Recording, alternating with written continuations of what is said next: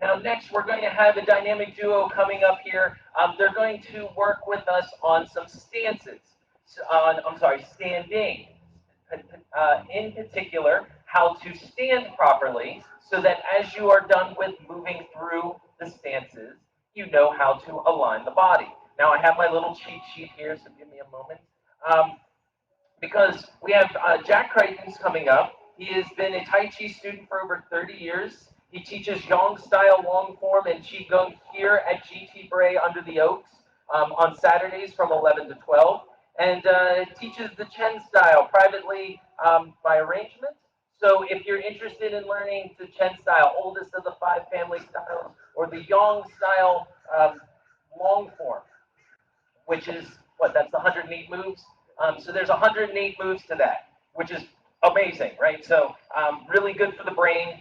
And then Paul O'Shea, who's been practicing the Wu style, right? Another of the five family styles for over 30 years. And Paul O'Shea, he is kind of the go-to here in the park on Sunday mornings for Push Hands in the Park. Now the Push Hands in the Park group, we kind of packed it in a little bit because there was this little thing in 2020 that happened. You may have remembered it. You may have forgot it was just a little pandemic. Something you only see every couple of hundred years or so. We put it down for a little bit. He put it down away for a little bit because of that, but he's looking to start it back up. And so if you're interested, that meets over here under the pavilions on Sundays from 9 to 11. And that is neat because it is the practical application of the art. And of course, that is the best price of all, free.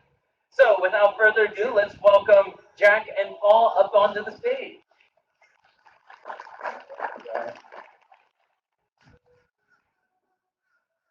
Good morning. So we're gonna have two parts to our presentation, and I will be the first part is standing, and you can stand or sit, but you can stand where you're at. Just to warn you or to alert you, the second part of the presentation, when Paul takes over, you'll need a partner, or it's best to do with a partner or a helper. So you'll need a little more room. You might want to move out to the side. Ready for that? So what makes Tai Chi, what qualities make Tai Chi unique? Um, all the joints of the body are coordinated and move together. Your feet are rooted to the earth. Forces move through the body without obstruction. Movement is directed by your mind. When we do Tai Chi, we would all like to have these qualities in our Tai Chi form. But these qualities don't happen on their own. You have to train them. And standing is an important part of our training. Why do we stand? Why would we pick out to stand rather than just do the form? We stand to create the proper structure. We stand to improve our sense of center. We stand to improve stability and balance. We stand to establish our root. We stand to develop whole body awareness. And we stand to dissolve tension. Again, as Richard said, things that you want to do throughout your whole life, not just in your Tai Chi practice. But why can't we learn all this through the form? Well, the answer is you can. But it is much harder to do those things with movement. It will take you much longer to get there.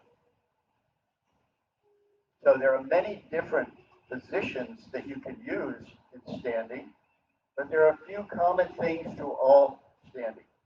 So basic for all standing, you breathe in and out through your nose. Your eyes look forward, but they don't focus on anything in particular. So you're gazing with peripheral vision. Your tongue is lightly touching the top of your palate. And most important, you try to straighten 3 curves of your back. And then you release all the muscular tension in your body. You only use that amount of force needed to hold yourself up. And it's your bones, your structure that holds you up. So now we'll begin. So most of you are already standing who wanted to stand. And Paul's going to be, as I talk it through, Paul will do the standing. So feet shoulder width apart, toes pointed straight ahead, parallel to each other. Knees are slightly bent. If you want to know what slightly means, lock your knees and then release the lock. That's slightly bent. The hardest thing to get is the next. I'm going to do 3 things at one time. And this is the hardest thing. So what it is your pelvis. So getting your pelvis in alignment because you have to deal with your spine and your legs. So put your thumbs on the very top of your hip bone. And then you're just going to use that to feel where your hip bone goes. Your tailbone is going to go that point down, and you're going to rotate so that the top of your hip bone goes back about an inch. So try that now. Feel the rotation. There's a little bit of a rotation, so your top of your hip bone goes back, but your whole body is not moving. It's just going around the tailbone so it points down. Like a bowl. Some people describe it as a bowl. And the third message on getting these pelvis right is it's as if you're sitting on a very high bar stool. The stool is just about at the crease between your top of your legs and your bottom. And so you're going to sit on that stool. So that's the sitting plus the pelvis, top of the pelvis going back and the tailbone down. Those 3 things. Then you relax all the muscles around here, back and front. Feel the weight drop into your feet.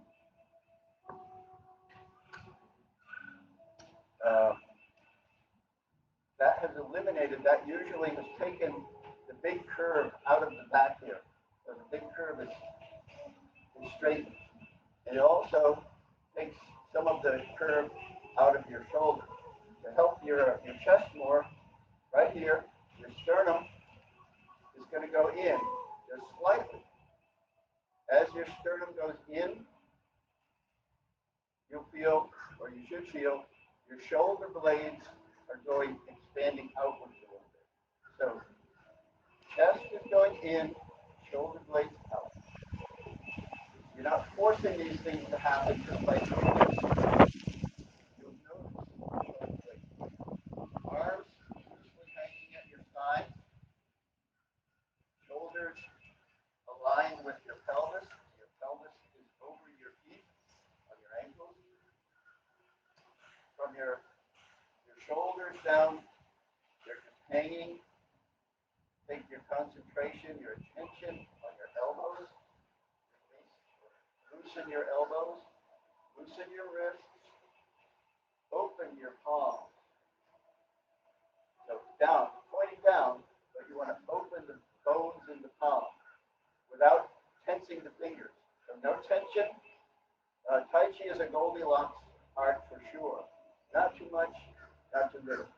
So the tension here we're looking for is spread open without tensing the fingers. But the fingers will spread because the palms spread. And you're pointing down. Backs of your palms are facing towards the front. Right there. Yep, right there. Now the last alignment you do, and the trick is, all the alignments we've gone through before, you got to keep those as you're going up the body. So the next thing is for your neck and your cervical vertebrae. Your chin comes in just a little bit so that you feel the stretch in the back of your neck. And as Brian was talking about the string from the top of your head, well, that's the point that you're feeling as the top. So chin comes in and you're stretching the back of your neck so that the top of your head is going up to the sky. That is your basic standing position. You notice we work from the ground up when we're getting our structure. Now that you have your structure, you're going to breathe. We're always going to breathe. You're going to breathe deeply and slowly. Through the nose, inhale, exhale, breathing down to the belly. And then we're going to start at the top and work our way down to release tension. So at this point, you're just going to take your attention and put your attention on your neck. And if you feel any tension in your neck, just breathe into it. Inhale, exhale. As you exhale, let the tension go. And you're going to work down your body. Now go to your shoulders. Breathe in, breathe out. Get rid of the tension. Your weight should be stable. It should be equal on both feet. And it should be right about in the middle, just behind, in front of the heel, behind the ball of the foot. So right in the middle there. If you feel your heels lifting, you've come a little bit too far forward. If you feel all the weight on your heels, you're too far back. So you're always going to be adjusting these things. Now, continue to bring the tension down, your awareness down, and releasing the tension from your chest, your back. Put your awareness there and release. That means loosen all the muscles. One of the Tai Chi statements that is referred to a lot as your bones float up and all your flesh sinks down. Gravity is your friend. Gravity takes your flesh down. Let it go down. You want to feel it all the way down. Go through, loosen your waist, loosen the pelvis, all the many muscles that are around there. Your thighs are going to loosen. However, they're holding your weight. So they can't be totally loose like your arms can. And so that's a difficult thing to work with your legs. But you're still going to loosen to the maximum extent possible, all the way down to your ankles. Loosen your feet. Now, you'll hold up. You just continue to breathe. If you shake, if you find a place where you had a previous injury, if you've got tension from working on the computer and your neck tension, you go to that spot and you give it extra attention to releasing there.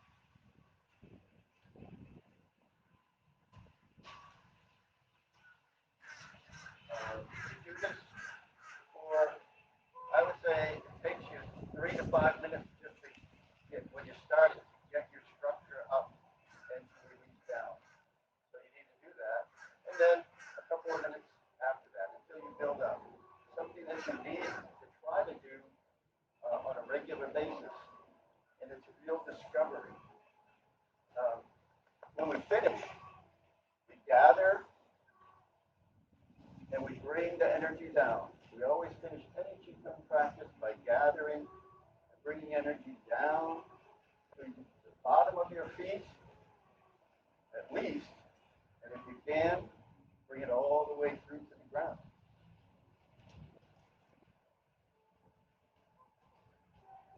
In conclusion of the standing part, standing is discovery. You will discover things that are hard to find when you're doing the movement of the form because the movement takes your attention. And balance is changing and shifting. Here you can pay attention to the inside as your outside is still. So we stand to understand. Thank you. And now for part 2.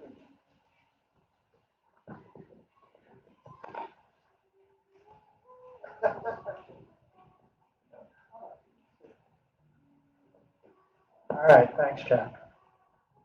All right, so we're going to move on. That is so incredibly important to anybody that does moving arts. Know where your center is. Standing helps you do that. Now we're going to move on to something more esoteric, but equally as essential for doing Tai Chi forms as well as Tai Chi sensing hands. And that's one of the 8 energies and is considered the most important energy. And it's Peng energy. I can give you the esoteric version of that, but you have to know what it means to actually get it. And I'm going to try to give you some exercises to show how you do it. So if you can grab a partner, you'll need to stand for this one, and follow along as best you can.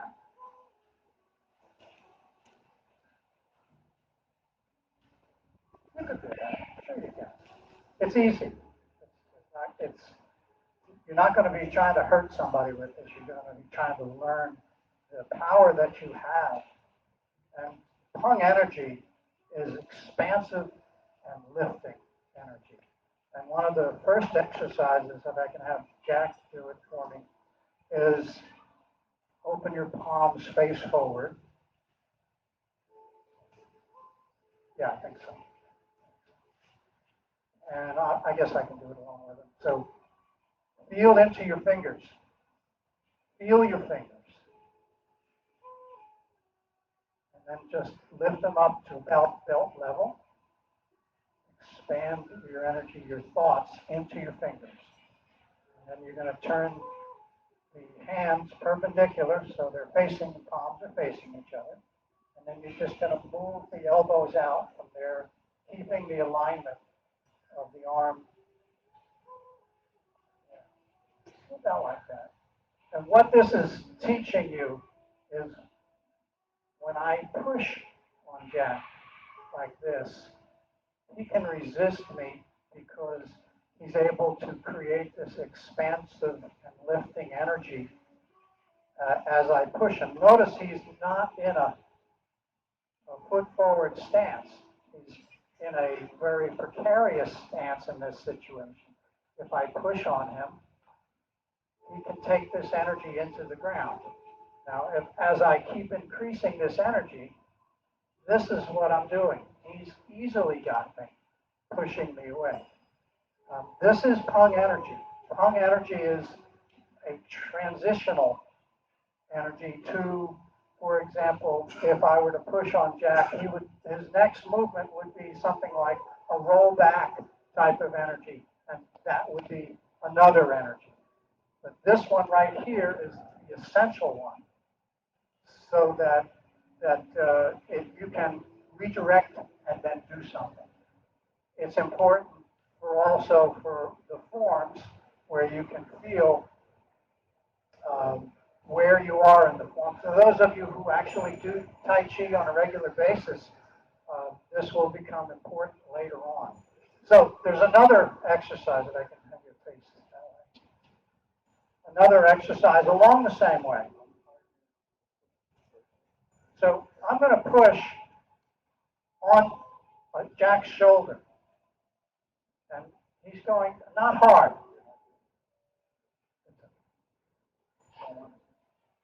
So I'm going to push, thinking into his hip. My energy goes into his hip, and he can just hold me there.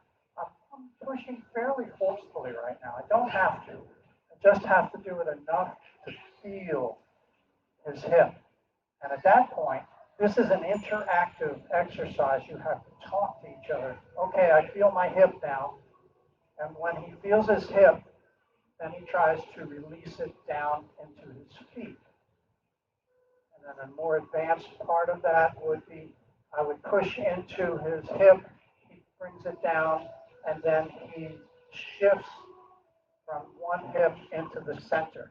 And this is what happens. I'm pushing hard on him right there, and he is easily holding me. This is not him tensing up and forcing himself to hold me, but this is releasing.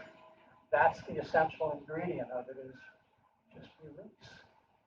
Gravity and earth will take care of the rest. You're just a conduit. Okay, one more is in a fighting, I shouldn't say it that way, but it is, stance. As such, come on. we're touching back to back. So the first thing that Jack's going to do, I'm going to push on Jack. He's going to expand in the shoulder right here. That allows the energy just to go through the body. If I'm just gently pushing at this point, I'm trying to find his foot. And I know when I have it because I hit a wall. And right now, I'm there.